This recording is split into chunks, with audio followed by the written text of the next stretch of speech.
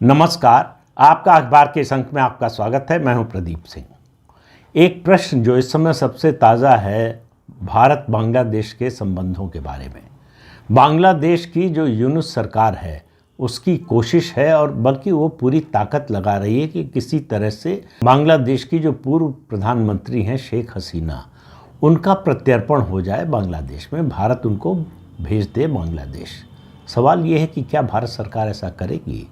पहले तो हम समझ लें कि परिस्थिति क्या है और दोनों देशों के संबंध इस समय कैसे हैं, पहले कैसे रहे हैं, क्या करना भारत के लिए फ़ायदेमंद होगा और क्या नुकसानदेह होगा। तो पहली बात तो ये समझ लेना चाहिए हम लोगों को कि भारत और बांग्लादेश के बीच में एक एक्स्ट्राडिशन ट्रीटी है, प्रत्यर्पण संधि है, जो 2013 में साइन की गई थी दोनों देशों के बीच में। और उसमें ये प्रावधान था कि प्रत्यर्पण के लिए जिसका प्रत्यर्पण होना है उस पर जो आरोप लगाए गए हैं उनके समर्थन में प्रमाण देना पड़ेगा। तो इस ट्रीटी में 2016 में मोदी सरकार 2014 में बनी, 2016 में एक संशोधन हुआ। ये उनका जो अनुच्छेद 10(3) था उसमें ये प्रोविज़न था, उसमें संशोधन कर दिया गया और कहा गया कि केवल कॉम्पिटेंट कोर्ट से अगर कोई अरेस्ट वारंट जारी हो जाता है तो उसके आधार पर भी प्रत्यर्पण हो सकता है। और भारत ने उल्फा के कई आतंकवादियों उग्रवादियों का प्रत्यर्पण कराया। शेख हसीना ने वहाँ से जो पूरा तंत्र था उल्फा उग्रवादियों का उसको ख़त्म करने में भारत की मदद की। इस तरह से भारत के खिलाफ आतंकवाद की गतिविधि चलाने वाले जो बांग्लादेश में अड्डा बनाए हुए थे उनको ख़त्म करने में मदद की। अब उसी एक्स्ट्राडिशन ट्रीटी के तहत बांग्लादेश मांग कर रहा है कि शेख हसीना को प्रत्यर्पित किया जाए, यानी एक्स्ट्राडाइट किया जाए। अब भारत के सामने वैसे तो भारत ने जो औपचारिक अगर कहें प्रतिक्रिया, ये सवाल विदेश मंत्रालय के प्रवक्ता से पूछा गया तो उन्होंने कहा कि अभी इस पर हमारा नो कमेंट है, यानी हम कोई प्रतिक्रिया नहीं देना चाहते। और इस ट्रीटी के प्रोविज़न के हिसाब से देखें तो ऐसा नहीं है कि इस प्रोविज़न के तहत भारत के लिए मजबूरी हो जाएगा शेख हसीना को वापस करना। इसी ट्रीटी में ऐसे प्रावधान हैं जिनके आधार पर भारत मना कर सकता है। एक उसमें प्रावधान ये है तो अगर आरोप राजनीतिक प्रकृति के हैं तो मना किया जा सकता है, लेकिन इस मामले में शेख हसीना के लिए बचाव का रास्ता नहीं है, क्योंकि उनके ऊपर जो आरोप लगाए गए हैं वो हत्या और इल्लीगल डिटेंशन, अत्याचार, इस तरह के बहुत सारे आरोप लगाए गए हैं जो आपराधिक मामलों में आते हैं, आपराधिक मामलों की श्रेणी में आते हैं। लेकिन इसके बावजूद इसी में जो अनुच्छेद 8 है इसी ट्रीटी का, उसमें और बहुत सारे प्रोविजंस हैं। उसमें एक कहा गया है कि इस आधार पर भी मना किया जा सकता है एक्स्ट्राडिशन से कि अगर जो जिस देश से एक्स्ट्राडिशन होना है उसको लगे कि ये न्याय के हित में नहीं है। अब इसकी परिभाषा बड़ी व्यापक हो जाती है, तो इसके आधार पर भारत मना कर सकता है शेख हसीना को वापस करने से, और ये कह सकता है कि ये न्याय के हित में नहीं है। और एक और प्रोविज़न है, अगर मिलिट्री किस्म के जो है आरोप लगते हैं तो उनके आधार पर भी मना किया जा सकता है एक्स्ट्राडिशन से। तो जो आरोप हैं वो सामान्य जो आपराधिक दंड प्रक्रिया है, दंड संहिता है, उसके मुताबिक होने चाहिए। तो ये तो पक्ष हो गया तकनीकी, लेकिन एक्स्ट्राडिशन ट्रीटी कुछ भी कहती हो, उसके प्रोविजंस कुछ भी हों, ये फैसला एक्स्ट्राडिशन ट्रीटी के प्रावधानों के आधार पर नहीं होगा। ये फैसला एक राजनीतिक फैसला होगा, ये मोदी सरकार का फैसला होगा। और आप ये मान कर चलिए कि मोदी सरकार ऐसा कुछ नहीं करने जा रही है। सवाल है कि क्यों? एक्स्ट्राडिशन ट्रीटी है, दूसरा देश मांग कर रहा है, आरोप है, FIR है, तो तकनीकी रूप से सारे आधार मौजूद हैं। तो एक बात तो समझिए कि परिस्थितियाँ क्या हैं, किन परिस्थितियों में ये सब हुआ। तख्ता पलट शेख हसीना का हुआ इसलिए कि वो भारत के रणनीतिक हितों का ध्यान रख रही थी। वो अमेरिका के अनुसार अमेरिका की कठपुतली बनने को तैयार नहीं थी। जब मैं अमेरिका कह रहा हूँ तो मैं जो बाइडेन एडमिनिस्ट्रेशन की बात कर रहा हूँ, वहाँ की डीप स्टेट की बात कर रहा हूँ, CIA की बात कर रहा हूँ, और सोरोस फाउंडेशन की या सोरोस की जो संस्थाएं हैं उनकी बात कर रहा हूँ। और उसके अलावा क्लिंटन फाउंडेशन, उसकी बहुत बड़ी भूमिका थी इस तख्ता पलट में। जिस तरह से यूनुस जब पहली बार तख्ता पलट के बाद यहाँ सत्ता संभालने के बाद अमेरिका गए, क्लिंटन फाउंडेशन में दोनों पति पत्नी ने जिस तरह से उनका स्वागत किया, उससे अगर किसी को आशंका भी थी, संदेह भी था, वो सब भी दूर हो गया। तो मोहम्मद यूनुस को मालूम है कि आने वाला समय उनके लिए बहुत बड़ी चुनौतियों का समय है, और अंतर्राष्ट्रीय मंच पर भी और राष्ट्रीय मंच पर भी। राष्ट्रीय मंच पर उनके सामने चुनौती है चुनाव कराने की। अवामी लीग जो सबसे बड़ी पार्टी है वो इस समय जो है बहुत बुरी हालत में है। उसके कार्यकर्ताओं की या तो हत्या हो रही है, गिरफ्तारी हो रही है, उनको तरह तरह से प्रताड़ित किया जा रहा है, और उनके चुनाव लड़ने पर रोक लगा दिया है यूनुस सरकार ने। लेकिन दूसरी जो सबसे बड़ी पार्टी है BNP, Bangladesh nationalist party, Khaleda Zia की जो पार्टी है, वो दूसरी सबसे बड़ी पार्टी, उसको लग रहा है कि ये सबसे अच्छा अवसर है। सबसे बड़ी पार्टी चुनाव मैदान से बाहर हो गई है, इसलिए उनके सत्ता में आने के, चुनाव जीतने के चांसेस बहुत ज़्यादा बढ़ गए हैं। तो वो चाहते हैं जल्दी से जल्दी चुनाव हो जाए। लेकिन जमात के लोग ऐसा नहीं चाहते।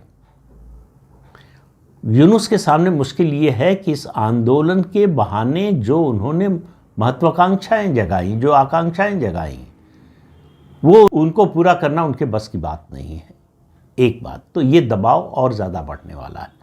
बांग्लादेश की आर्थिक स्थिति, ये जो भारत को थोड़ा नीचा दिखाने के लिए पिछले कुछ सालों में बांग्लादेश को नया एशियन टाइगर बताया गया था, उस सब की सच्चाई सामने आने वाली है। तो 20 जनवरी ये कट ऑफ डेट है मेरे हिसाब से मोहम्मद यूनुस के लिए। उसके बाद उनकी मुश्किल जो है वो फिर मल्टीप्लाई होने लगेगी, उसमें कुछ जुड़ेगा नहीं, वो मल्टीप्लाई होगा। 20 जनवरी को डोनाल्ड ट्रंप शपथ लेंगे राष्ट्रपति पद की अमेरिका में। उसके बाद जो डीप स्टेट का रोल है, जो जॉर्ज सोरोस की संस्थाओं का रोल है, वो सब खत्म हो जाएगा, और क्लिंटन से जुड़ा हुआ कोई भी व्यक्ति, उसके लिए बहुत बुरी खबर या बहुत बुरा समय शुरू होने वाला है 20 जनवरी के बाद। तो इसलिए मोहम्मद यूनुस और उनकी सरकार में इस बात को लेकर भी घबराहट है। तो उनको लगता है कि अगर 20 जनवरी से पहले शेख हसीना की वापसी हो जाए तो उनके पास दिखाने के लिए, कहने के लिए कुछ होगा, जो कि होने वाला नहीं है। ये तो बात हुई एक। लेकिन आप बांग्लादेश और भारत के संबंध को समझिए। 1971 में भारत ने बांग्लादेश बनवाया, हासिल क्या हुआ? वो कहावत है कि खाया पिया कुछ नहीं, गिलास तोड़ा 12 आने। तो 12 आने नहीं, पता नहीं कितने आने देने पड़े। बांग्लादेश बनवाकर भारत को कुछ नहीं मिला, फायदे की बजाय घाटे का सौदा हुआ। हमारे इतने सैकड़ों हजारों जवान मारे गए, हमने इतनी बड़ी कीमत चुकाई, आर्थिक रूप से, सामरिक रूप से, हर तरह से। और जो ईस्ट पाकिस्तान का सिरदर्द था, उसका सरदर्द हमने ख़त्म कर दिया, वो सरदर्द अपने सर पर ले लिया। हम उस जीत के बाद चिकन नेक भी नहीं हासिल कर पाए, मतलब चिकन नेक को चौड़ा नहीं कर पाए, ये भी नहीं हो सका। हिंदुओं पर अत्याचार के मामले में पाकिस्तान और बांग्लादेश में कोई अंतर नहीं रहा है। शेख मुजीबुर रहमान रहे हों, चाहे शेख हसीना रही हों, हिंदुओं पर अत्याचार की घटनाएं उनके राज में कम नहीं हुई। और 1971 का बहुत सारा सच जो दबा दिया गया, वो धीरे धीरे सामने आ रहा है। उस दौरान जो पाकिस्तान के हुक्मरान थे, बल्कि पाकिस्तान की सेना जो थी, उसने जो अत्याचार किया, उसका सबसे ज़्यादा शिकार कोई हुआ तो हिंदू हुए, और उनमें भी उससे ज़्यादा शिकार हिंदू महिलाएं हुईं। हजारों लाखों की संख्या में महिलाओं के साथ बलात्कार हुआ। इस घटना पर दुनिया बात नहीं करती है, क्योंकि हिंदुओं का मुद्दा दुनिया के लिए कोई मुद्दा नहीं है। और जब अपने ही देश में ऐसे लोग हैं जिनके लिए मुद्दा नहीं है, तो ये क्यों अपेक्षा करें कि दुनिया में दूसरे लोगों के लिए हिंदुओं पर अत्याचार कोई मुद्दा बनेगा। लेकिन फ़ायदा क्या है शेख हसीना के होने से? एक, उन्होंने भारत के रणनीतिक हितों का ध्यान रखा। ये सही है कि वो अपने प्रधानमंत्रित्व काल में भारत और चीन को बैलेंस करने की, एक संतुलन बनाए रखने की कोशिश करती थी। चीन से भी उन्होंने इन्वेस्टमेंट लिया, लेकिन वो चीन के पाले में पूरी तरह से कभी नहीं गई और नहीं जा सकती हैं। दूसरा, अमेरिकी हितों के लिए उन्होंने अपनी सरकार कुर्बान कर दी। वो चाहती तो अमेरिका की बात मानकर सेंट मार्टिस द्वीप जो दे देती है अमेरिका को, तो उनकी सरकार बची रहती है, उनकी सरकार नहीं जाती। और बांग्लादेश में जो कुछ हो रहा है वो होता नहीं है। तो बांग्लादेश की स्थिति अगले 6 से 8 महीने में आर्थिक रूप से, सामरिक रूप से और राजनीतिक रूप से, सामाजिक रूप से हर तरह से खराब होने वाली है। लेकिन ये भारत के लिए कोई खुशखबरी नहीं है। आपके पड़ोस में इतना ज़्यादा असंतोष, अत्याचार और एनार्की हो, ये आपके लिए अच्छी खबर कैसे हो सकती है? भारत के लिए विन विन सिचुएशन नहीं बनने वाली है। मोहम्मद यूनुस की सरकार गिर जाए, उनका तख्ता पलट हो जाए तो भी, लेकिन शेख हसीना का एक एहसान, मतलब कई एहसान हैं अगर इस तरह से देखें।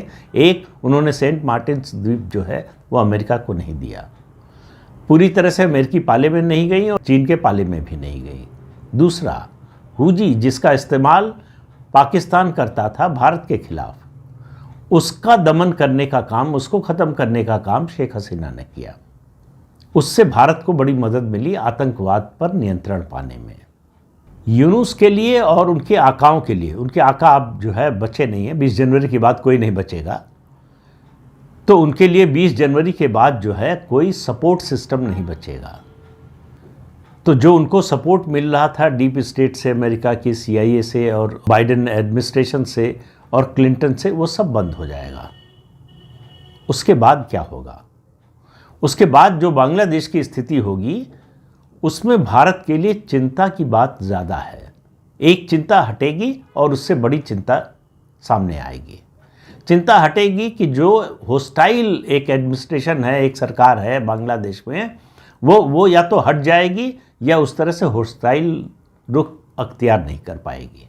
लेकिन फिर भी बांग्लादेश में जिस तरह से हिंदुओं पर अत्याचार हो रहा है, उसमें एक उम्मीद की किरण भी देखिए कि दुनिया भर में एक ग्लोबल हिंदू मोबिलाइजेशन हो रहा है। बांग्लादेश में ईस्ट पाकिस्तान था तब भी, और अब जब बांग्लादेश है तब भी पहली बार ये देखने को आ रहा है कि हिंदू रेजिस्टेंस के लिए तैयार हैं, सड़कों पर उतरने के लिए तैयार हैं, अपनी जान जोखिम में डालकर, अपनी संपत्ति जोखिम में डालकर, वो अपने परिवार को जोखिम में डालकर लड़ने के लिए तैयार हैं। ये भारत के लिए उम्मीद की किरण है।